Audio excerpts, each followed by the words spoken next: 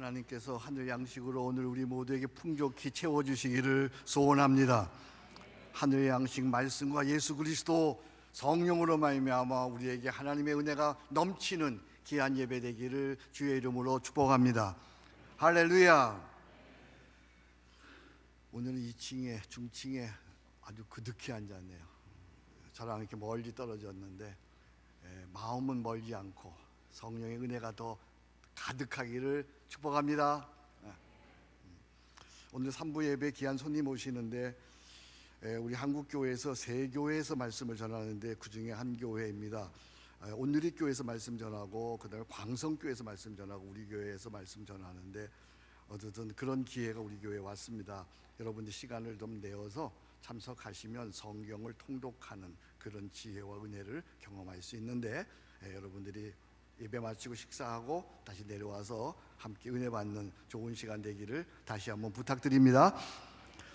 오늘 말씀의 제목은 이제 신령한 복의 사람 되어라는 제목으로 말씀을 전합니다. 이제 신령한 복의 사람이 되었습니다. 오늘 이 시대는 급변하는 시대입니다. 급변하는, 얼마나 빠르게 급변하는지 하루가 다르게 급변하고 있습니다. 그래서 우리가 무엇을 하든지 남 따라 해서는 실패하기 십상입니다. 이 시대에 무엇보다 우리에게 필요한 능력이 있는데 그것은 창조성이라고 하는 것입니다. 시대의 속도를 우리가 따라가기 급급하기보다는 시대에 앞서는 창조성을 발휘하면 더 좋겠죠. 남다른 이 창조성의 은사를 가진 이들이 있는데 그들이 시인입니다. 여러분, 붉은 대추 아시죠? 붉은 대추 안에 무엇이 들어있을까요? 붉은 대추 안에 뭐가 들어있죠? 씨하고 하얀 속살 정도로 생각합니다. 그런데 시인들은 다르게 생각을 합니다. 이렇게 생각합니다. 대추가 저절로 붉어질 리는 없다. 저 안에 태풍 몇 개, 천둥 몇 개, 벼락 몇 개. 생각이 달라요. 대추가 저절로 붉어질 리 없다. 저 안에 태풍 몇 개 들었고 천둥 몇 개 들었고 벼락 몇 개 들어서 저렇게 됐다. 참 놀라운 발상입니다. 이런 창조성을 시대에 맞게, 그리고 내가 하는 사업에, 그리고 직업에, 직장에 접목시킬 때에 거기에 기쁨이 생기고 나만의 길이 되는 것이죠. 남 따라해서는 안 되는 시대가 됐어요. 창조성이 필요한 시대입니다. 최근에 제가 시 한 편을 읽었습니다. 일합이라고 하는 시입니다. 우리 교회 박무은 시인이 쓴 시입니다. 어느 산골 바위틈에 피어난 강인한 야생난, 그걸 우리는 풍란이라고 하죠. 이 풍란을 소재로 해서 쓴 시인데 아주 창조성이 놀랍습니다. 제가 한번 읽어봅니다. 풍란은 필시 어느 무사의 칼집에서 도망친 것이 분명하다. 쨍쨍 칼싸움 중에 바람 풀 것 같은 씨앗 하나를 바위 틈에 슬쩍 떨어뜨린 것이 분명하다. 보시라, 이미 반쪽 갈라놓은 바위의 틈에 뿌리를 내리고 푸른 하늘을 칼집으로 쓰고 있지 않는가. 필생의 일합 끝에 흰 꽃을 피우고 있지 않은가. 필생의 일합 끝에 흰 꽃을 피우고 있지 않는가. 우리 하나님 아버지께서 세상에 독생자를 보내시고 십자가에 죽기까지 필생의 일합 끝에 한 송이 흰 꽃을 피워낸 것이 있으니 그것이 바로 처치, 교회이죠. 필생의 일합 끝에 우리 그리스도 예수님께서 그리스도의 몸으로 이 땅에 하나님의 실존과 하나님의 풍성을 경험하기 위하여 보내주신, 세우신 신비한 공동체, 그게 바로 교회이라는 말이죠. 필생의 일학 끝에 한 송이 흰 꽃을 피워낸 것, 저는 이 문장에 전율이 일었어요. 그것을 에베소서 1장 23절에는 이렇게 말씀합니다. 교회는 그의 몸이니 만물 안에서 만물을 충만케 하시는 이의 충만함이니라. 에베소서 2장으로 넘어가기 전에 앞서 1장의 내용 구조를 한번 살펴보겠습니다. 1장 1절에서 14절까지는 신령한 복입니다. 하나님께서 우리에게 베푸신 신령한 복. 그리고 1장 14절에서 21절까지는 기도입니다. 그리고 1장 22절에서 23절은 교회입니다. 저걸 도표로 제가 만들어 봤습니다. 한번 도표 보여주시죠. 하나님께서 하늘에 속한 신령한 복을 죄인된 우리 인간을 위하여 마련해 주셨습니다. 이 신령한 복을 하나님께서 필생의 일학 끝에 십자가로 말미암아 교회에, 요즘 젊은이들 얘기로 몰빵해 주셨습니다. 이제 교회는 하늘의 복을 누릴 수 있게 되었습니다. 어떻게 해요? 가운데 있는 기도로요. 그러니까 저 기도는 하늘의 복을 우리에게로 땡겨오는 은혜의 통로입니다. 하나님과 교회 사이에 저 기도가 막히면 교회는 가뭄의 마른 땅처럼 황폐케 되는 것이지요.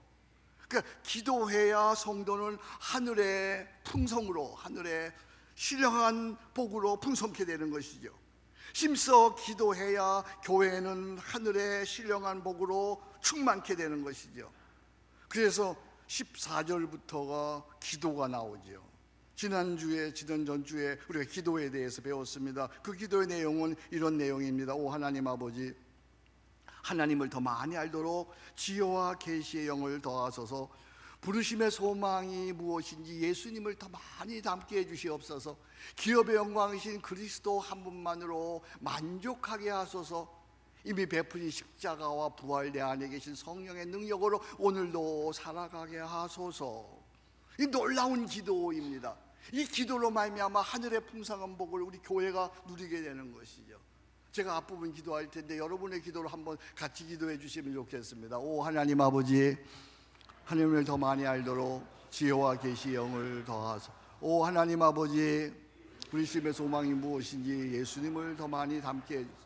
오 하나님 아버지, 기업의 영광이신 그리스도 한 분만으로 만족하게 하소서. 오 하나님 아버지, 이미 베푸신 십자가 부활 내 안에 계시는 성령의 능력으로 살아가게 하소서. 여기까지가 1장의 내용입니다. 여기까지가.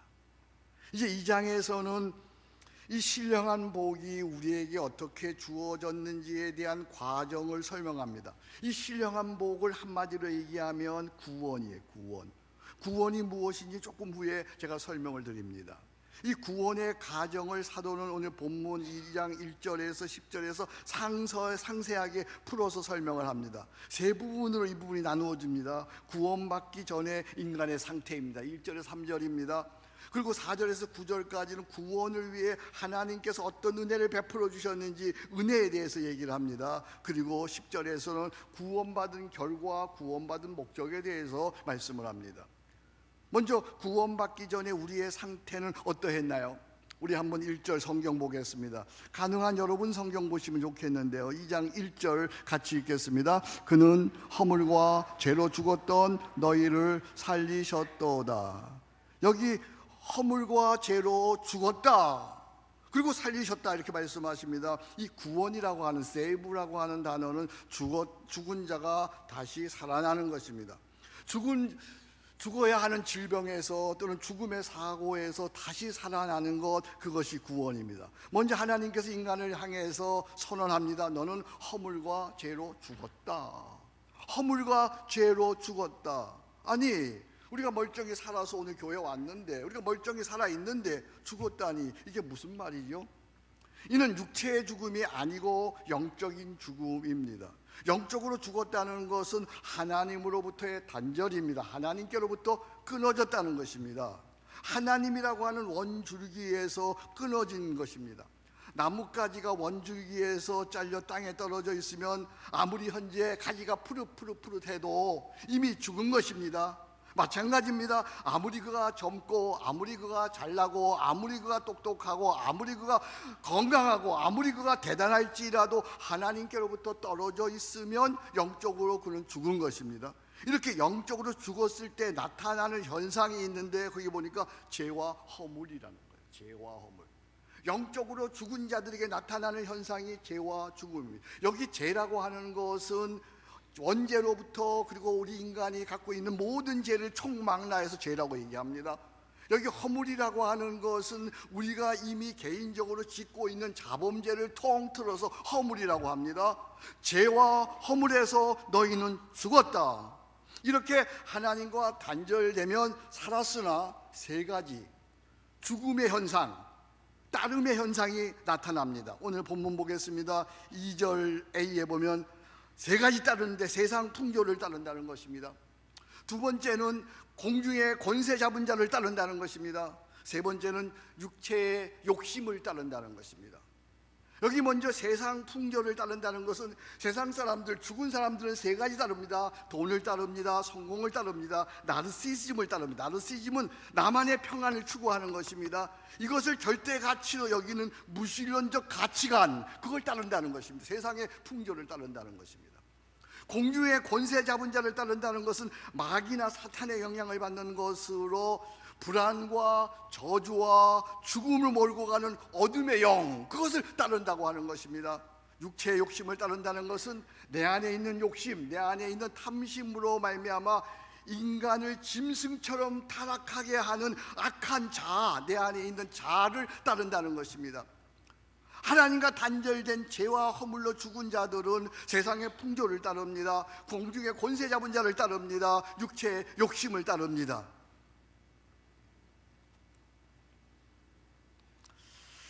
며칠 전에 뉴스를 보았습니다.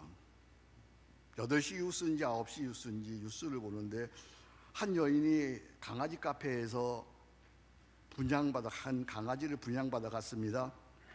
집에 가서 보니까 강아지가 마음에 안 듭니다. 다시 강아지를 가방에 넣어 가지고 와서 카페 주인에게 돈으로 바꿔달라고 합니다. 카페 사장과 몇 마디 뭐라고 주고 봤더니 글쎄 이 여인이 가방에서 강아지를 꺼내 가지고 패대기를 칩니다. 그래서 강아지가 머리가 깨지고 허리가 부러져서 죽었습니다. 이야, 여인 성질 한번 무섭습니다. 여러분, 그런데 이 여인만 그럴까요? 저는 그 여인에게서 비참하게도 제 모습을 보았습니다. 저에게도 욱하는 성질이 있거든요. 보세요. 세상의 무시령전 풍조가 나를 막 유혹합니다. 공중에서는 마귀가 나를 막 미혹하고 위협합니다. 내 안에서는 악한 자아가 비인간의 짐승처럼 나를 타락으로 끌고 갑니다. 여기서 누가 살아남은 자가 있겠습니까? 나도 죽었습니다. 너도 죽었습니다. 우리 모두가 다 허물과 죄로 죽었습니다. 세인트라고 불리는 성인도 죽었습니다. 선하다고 하는 그 선한 착한 사람도 죽었습니다. 공자도 죽었습니다. 마호메트도 죽었습니다. 교황도 죽었습니다. 너도 죽고 나도 죽고 다 죽었습니다. 그래서 하나님께서는 이런 법정에서 하나님께서 선고를 내리시는 겁니다. 3절입니다. 다른 이들과 같이 본질상 진노의 자녀이들이, 본질상 태어날 때부터 저주받고 죽어가고 지옥 가기에 마땅한 존재라고 하는 것이죠. 더 이상 희망은 없습니다. 세상에 희망은 없습니다. 인간에게는 희망이 없습니다. 다 죽었습니다. 허물과 죄로 죽었습니다. 그런데 여기 하나님의 은혜가 나타났습니다. 4절, 5절, 6절 놀라운 말씀입니다. 우리 4절, 5절, 6절을 같이 읽겠습니다. 긍휼이 풍성하신 하나님이 우리를 사랑하신 그 큰 사랑을 인하여 허물로 죽은 우리를 그리스도와 함께 살리셨고 너희는 은혜로 구원을 받은 것이라 또 함께 일으키사 그리스도 예수 안에서 함께 하늘에 앉히시니 긍휼이 풍성하신 하나님이 큰 사랑으로 죄와 허물로 죽은 우리를 그리스도와 함께 5절입니다. 그리스도와 함께 어떻게 하셨나요? 대답해 주세요. 어떻게 하셨나요? 살리셨고, 할렐루야. 여기 살리셨고, 그렇습니다. 누구든지 예수 십자가의 죽음, 그의 대속을 믿으면, 여러분 예수 십자가의 죽음과 대속이 나의 사건임을 믿으시면 큰 소리로 아멘. 누구든지 예수 십자가의 죽음과 그의 대속을 믿으면 그리스도와 함께 사망에서 생명으로 살아난 것입니다. 이것을 이렇게 설명합니다. 이것이 은혜로 구원받은 것이라 이렇게 설명을 합니다. 그러나 여기서 끝나지 않습니다. 더 놀라운 은혜가 있습니다. 6절입니다. 또 우리와 함께 일으키사 그리스도 예수 안에서 6절입니다. 어떻게 하셨나요? 뭐라고 되어 있어요? 하늘에 앉히시니 이는 우리가 예수께서 십자가에 죽으시고 죽은 자 가운데서 살아나심 부활하심을 믿을진데 여러분 그렇게 믿습니까? 이렇게 믿으면 이제 우리는 육체로 살지만 내가 사는 것이 아니라 내 안에 그리스도가 사십니다. 그러면 내 영혼 이미 하나님 자녀가 되어서 시공간을 넘어서 천국의 하늘 천국에 앉아 있는 것이죠. 이제 우리는 그리스도와 함께 이 땅에 사는 동안에는 하늘의 모든 신령한 복을 누리면서 내 영혼 이미 영생을 사는 거야. 하늘의 보좌에 앉아 있는 거야. 할렐루야. 이게 놀라운 일입니다. 그리스도께서 우리와 함께 우리를 살리셨고 그 영이 우리 가운데 거하심으로 이미 우리는 영생을 사는 거예요. 이것을 잘 설명한 찬송이 있는데요. 그것이 436장입니다. 나 이제 주님의 새 생명 얻은 몸 옛것은 지나고 뭐예요? 새 사람이에요. 어떤 새 사람이에요? 죽었다가 그리스도와 함께 살아난 새 사람이에요. 또한 이미 그 영으로 천국에 가서 살고 있는 영생을 사는 그런 새 사람이에요. 그래서 그 생명 내 마음에 강같이 흐르고 그 사랑 내게서 해같이 빛난다.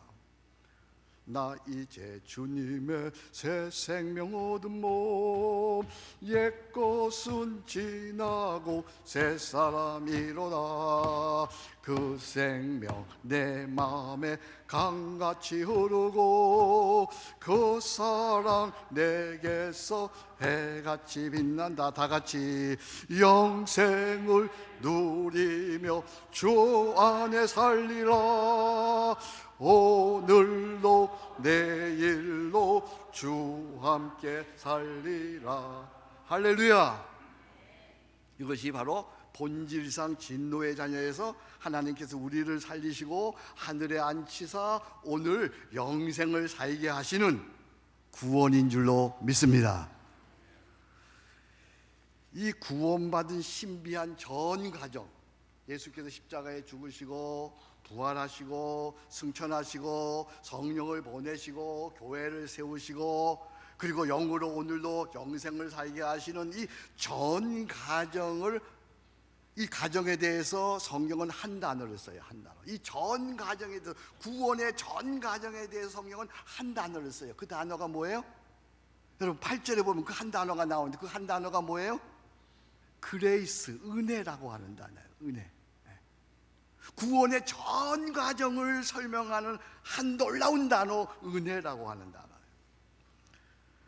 신약 성경에서 가장 빈번히 사용하는 단어가 이 그레이스, 은혜라고 하는 단어예요. 얼마만큼 자주 나오냐 하면 150번 정도 나와요. 이 영어에서 이 은혜라고 하는 말은 너무 좋은 말이에요. 은혜. 이 말은 좋은 것과 연관되어져 있어요. 영어에서 폐하 그럴 때 Your Grace 그렇게 부릅니다. Your Grace. 그 은혜를 주시는 분, 그분이 폐하예요. 폐하. 또한 대학 가서 어떤 과목에 수강에 면제받는 것을 뭐라고 하냐면 Receive a Grace 그래요. 은혜를 받았다 그렇게 얘기해요. 수강 신청 면제받는 거 Receive a Grace 그렇게 해요.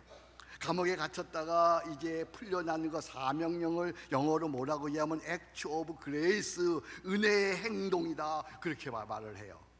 그 다음에 은행에서 돈 빌렸다가 돈 빌린 거 지불 유예 기간을 허락받는 것을 뭐라고 그러냐면 그레이스 페리오드라 그래요. 은혜를 연기받았다 이런 얘기예요. 이 은혜는 너무 좋은 거예요. 은혜는 내가 수고하고 내가 애쓴 것이 없이 그냥 하나님의 긍휼로 그냥 큰 사람을 공짜로 입는 것, 그것을 은혜라 그러죠. 우리가 본질상 진노의 자녀로 저주받고 지옥 가야 하는 마땅한 자인데 하나님께서 왜 날 사랑하시는지, 왜 날 위해 십자가에 죽으셨는지, 왜 나로 하여금 예수님을 믿게 하시는지, 왜 날 하나님의 자녀로 삼아 주셨는지, 왜 날 신령한 복을 받고 오늘도 이렇게 살게 하시는지, 이 모든 은혜를, 모든 이유를 한마디로 뭐라 그런다고요? 은혜라고 그런 거예요. 그레이스. 그래서 오늘 8절 말씀입니다. 이 말씀은 굉장히 중요한 말씀입니다. 구원에 관계된 요절되는 말씀입니다. 이 말씀을 가능한 외워야 됩니다. 우리 같이 읽겠습니다. 너희는 그 은혜를 인하여 믿음으로 말미암아 구원을 받았으니 이것은 너희에게서 난 것이 아니요 하나님의 선물이라. 할렐루야. 여기 너희는 뭐로 인하여? 은혜로 인하여. 뭐로 말미암아? 믿음으로 말미암아 뭘 받았으니? 구원을 받았으니 이것은 너희에게서 난 것이 아니요 하나님의 선물이다. 여기 보니까 믿음 나와요. 그 은혜로 인하여 믿음으로 말미암아. 그런데 여러분, 이 믿음까지도 내가 잘 날아서 똑똑해서 지혜 있어서 믿게 된 것이 아니라 은혜라고 하는 사실입니다. 하나님께서 계시형을 부어주시고 우리의 마음을 열어주셔서 하나님을 믿을 수 있도록 성령께서 먼저 선제적 은혜를 베풀어 주신 것으로 이것 또한 은혜입니다. 그래서 우리 크리스찬들이 살아가면서 가장 많이 써야 하는 말, 가장 많이 해야 하는 말이 뭐냐면 은혜에 대한 고백이에요. 은혜입니다. 은혜입니다. 제가 이제 여러분들에게 무슨 말을 물어볼지라도 여러분들은 이제 이렇게만 고백하면 돼요. 은혜입니다. 아셨죠? 여러분은 어떻게 크리스찬이 되셨습니까?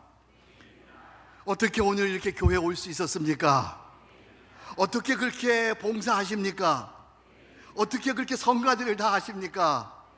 어떻게 그렇게 자녀를 잘 키우셨습니까? 어떻게 그렇게 건강하십니까? 어떻게 그 일을 정말 잘하십니까? 어떻게 고난을 이겨내셨습니까? 어떻게 그 모욕과 고통 속에서도 믿음을 지킬 수 있었습니까?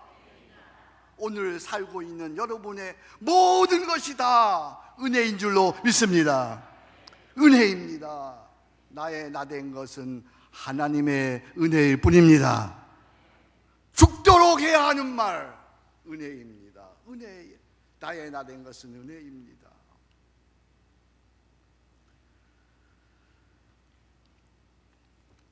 제가 사랑하고 참 좋아하는 친구 목사가 있습니다. 이 친구는 실력도 참 뛰어납니다. 인품도 훌륭합니다. 그만하면 상당한 수준에 와 있는 목사입니다. 한국교회를 대표할 만한, 그래서 한국교회의 대표적인 어떤 직임도 갖고 있었습니다. 근데 이 친구가 2년 전에 큰 어려움을 당했습니다. 왜 그런 어려움을 당하는지 알 수 없는 어려움입니다. 1년 정도 고생을 했는데요, 얼마나 마음고생이 심했던지 저를 만나러 왔는데 1년 만에 그 검은 머리가 완전히 백발노인이 되었습니다. 그리고 저에게 하는 말이, 김 목사, 작년 한 해는 내 인생에서 지우고 싶은 한 해였어. 얼마나 고생이 심했든지 그렇게 말하더라고요. 제 가슴도 아파왔습니다. 이 친구가 작년 연말에 교회를 사임했습니다. 일찍 은퇴한 겁니다. 그리고 지난 금요일 날 아프리카 선교사로 떠나면서 저에게 공항에서 글을 하나 보내왔습니다. 그 글을 읽으면서 저도 모르게 눈물이 핑 돌았습니다. 그리고 그에게 이렇게 답신했습니다. 당신이 나를 깨닫게 하고, 당신이 나를 가슴 아프게 하며, 당신이 나를 다시 목사로 살게 합니다. 친구가 보내준 깊은 글, 이것이 구원받은 자의 삶이요 구원받은 자의 목적이라 생각되어서 곧 오늘 10절 말씀입니다. 구원받은 자는 그리스도 예수 안에서 선한 일을 위하여 지으심을 받은 자니 라고 여겨져서 여러분과 함께 긴 편지입니다만 함께 나누어 보겠습니다. 선교의 첫 발을 내디디며 죽으면 죽으리라고 다짐했던 그날의 결심을 잊지 않기를, 복음 빼고 다 타협하기를, 복음 빼고 다 짓밟히기를, 그러나 복음만은 결코 타협하지 않기를, 섬김의 본을 보이기 위해 섬기지 않기를, 그저 사랑하다 보면 섬길 수도 있다는 것을 깨닫게 되기를, 내려놓았다는 생각을 내려놓기를, 교회를 위해 희생했다는 생각은 제발 하지 않기를, 혹시나 한국 교회를 위해 모범을 보였다는 생각은 더더욱 하지 않기를, 행여나 이름을 남기기 위해 선교하지 않기를, 먼 훗날 선교지 사람들에게 훌륭한 교수님, 능력 있는 선교사, 탁월한 선교사였다는 말을 듣지 말기를, 그저 그는 예수님 닮은 좋은 그리스도인이었다는 말을 듣기를, 혹시 선교지 사람들이 가난하고 무지하기 때문에 도우러 왔다고 생각하지 말기를, 나는 가진 것이 많고 그들은 없으니 나눠주러 왔다고 생각하지 말기를, 제발 가르치기만 하고 배우지 못하는 일은 없기를, 잘 배우는 자는 잘 가르치는 자임을 평생 기억하기를, 혹시 내가 노력하고 애써서 그들이 달라졌다고 생각하지 말기를, 하나님이 그들을 불쌍히 여겨 나 같은 죄인을 보냈다고 생각하기를, 혹시 모든 일이 생각대로 잘 되었을 때 내가 잘해서 그렇게 되었다고 생각하지 말기를, 이전에 선교사들이 흘린 땀과 눈물과 피가 지금 열매 맺고 있다는 것을 알기를, 혹시 생각대로 안 돼서 실패했다고 느낄 때 절대 실망하지 말기를, 내가 흘린 땀과 눈물과 피도 때가 되면 언젠가 열매 맺을 날이 있을 것이라고 믿기를, 혹시라도 현실의 어려움 때문에 열정이 식어가지 않기를, 혹시 사람들에게 상처받아 힘들 때 그들이 무지하고 뭉매하기 때문이라고 생각하지 않기를, 혹시 지치고 힘들고 포기하고 싶을 때 아직도 어두운 새벽길을 쩔룩거리며 기도하러 가는 90노마가 있다는 것을 기억하기를, 혹시 더 이상 못하겠다고 쓰러져 넘어졌을 때 갈보리에서 쓰러진 주님의 십자가를 한 번 더 붙들기를, 혹시 질병으로 고통으로 더 이상 일어설 수 없거든 조용히 미소 지으며 이 모든 일이 하나님의 은혜였음을 감사하며 그 땅에 묻히기를, 이 편지를 받고 저는 그냥 꺼역꺼역 울었습니다. 그리고 그리고 그 친구에게 문자 보냈습니다. 당신이 나를 깨닫게 하고 당신이 나를 가슴 아프게 하며 당신이 나를 다시 목사로 살아가게 합니다. 그렇습니다. 우리는 살다가 보면 이해할 수 없는 아픔과 고통을 당합니다. 그러나 구원받은 하나님의 자녀라면 무슨 일을 만나든지 그저 그 베풀어 주신 은혜, 하늘에 신령한 그 모든 복, 구원받은 것 그 하나 때문에 감격하고 감사해서 선한 일을 위하여 살아가는 것입니다. 언제나 십자가 구원의 은혜를 생각하면 가슴 뭉클해지고 눈물이 핑 돌면서 내가 해야 하는 말, 하나님의 은혜입니다. 한량없는 은혜, 갚을 길 없는 은혜, 내 삶을 애워사는 하나님의 은혜. 구원받은 자로서 이 은혜의 감격을 잊지 아니하고 평생토록 그 은혜 때문에 하나님의 나라 그 선한 일을 위하여 살아가는 우리 사랑하는 그 친구 목사, 우리 모두 되기를 주의 이름으로 축복합니다. 하나님 아버지 감사합니다. 나같이 죽을 수밖에 없는 죄인을 하나님께서 자녀 삼아주시고 거룩한 주의 말씀을 대언하게 하시니 감사와 찬양을 드립니다. 죽어도 내가 할 수 있는 말 은혜입니다. 이 고백하며 구원받음에 감사로 살아가는 우리 서초교회, 한국교회 성도들 되게 하여 주옵소서. 예수님 이름으로 기도합니다. 아멘.